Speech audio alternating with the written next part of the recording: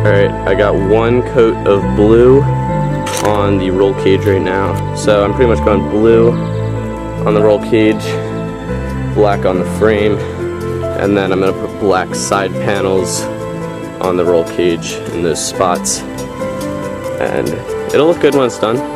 So this is the first coat. I have a second can that I'm going to spray it on, because there's some imperfections on it.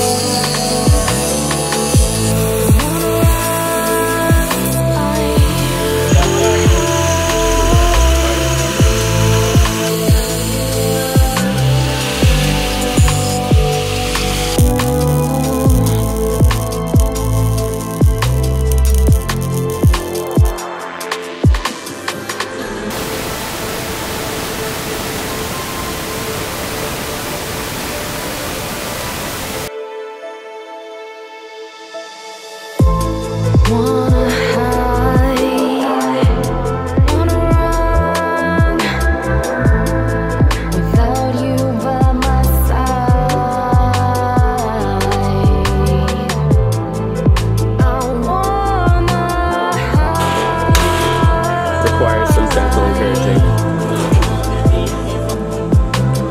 Slamming the sides in.